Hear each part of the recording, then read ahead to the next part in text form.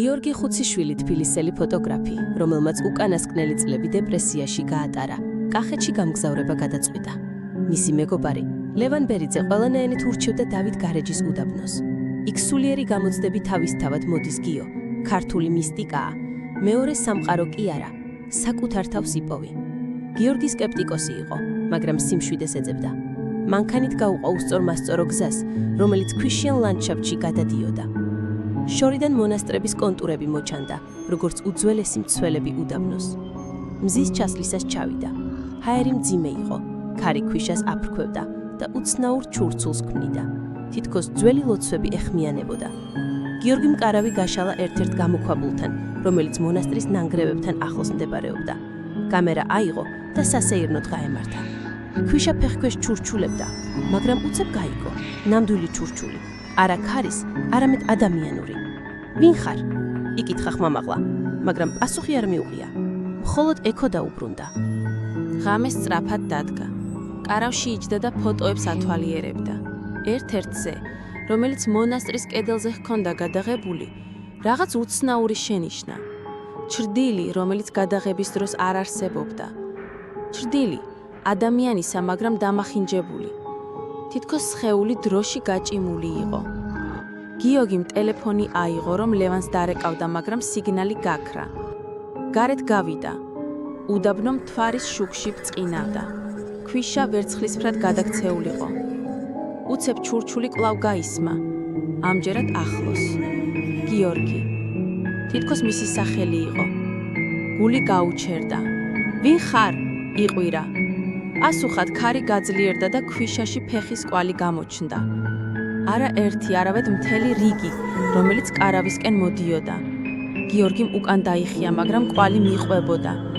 ირბინა მონასტრის ნანგრევებისკენ, სადაც უძველესი ფრესკები იყო კედლებზე. იქ შეჩერდა. სუნთქვა გაუჩერდა.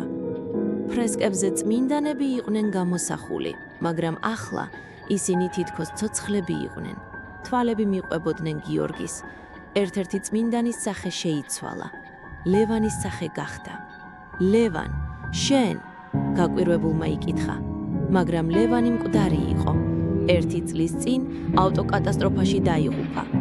გიორგიმ ეს იცოდა, მაგრამ არ ხვდებოდა. მე მეორე სამყაროდან მოვედი, გიო.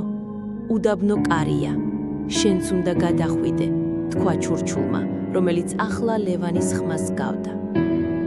გიორგიმ უკან გაიხედა. ქვიშაში კვალები ახლა წრეს ქმნიდა მის გარშემო. ჰაერში სიცივე შემოწმინდა. თითქოს მეორე სამყაროს სუნთქვა იყო. მან იგრძნო, როგორ იწყებოდა კავშირი. მოგონებები ლევანის შესახებ, რომლებიც არ იყო მისი. ლევანის ბოლო წუთები ავტოკატასტროფაში. ტკივილი, სინანული, რომ გიორგის არ უთხრა საიდუმლო, რომ უდაბნოში ოდესღაც თვითონ იყო და იქვე დაკარგა სული. უდაბნო იღებს იმას, რაც თავისია, თქვა ჩურჩულმა. გიორგიმ ირბინა მანქანისკენ, მაგრამ ქვიშა ფეხებს უჭერდა. თითქოს ცოცხალი იყო. უკან მოიხედა და დაინახა. ჩრდილები მონასტრიდან გამოდიოდნენ. უძველესი ბერები, რომლებიც საუკუნეების წინ გარდაიცვალნენ. მათი თვალები ცარიელი იყო, მაგრამ პირები ჩურჩულებდნენ. შემოგვიერთდი. გიორგიმ მანქანას მიაღწია, ძრავად ჩართო და გაიქცა. უდაბნო უკან დარჩა, მაგრამ ჩურჩული არ წყდებოდა. სახლოში რომ მივიდა, სარკეში ჩაიხედა. მის თვალებში ახლა ლევანის ჩრდილი იყო. და ახლა ყოველ ღამე გიორგი უსმენს ჩურჩულს. უდაბნო არ უშვებს. მეორე სამყარო მასშია. სამუდამოდ. მეტი საშიში ვიდეოსთვის დაალაიქეთ ვიდეო, გამოიწერეთ არხი და დატოვეთ კომენტარი.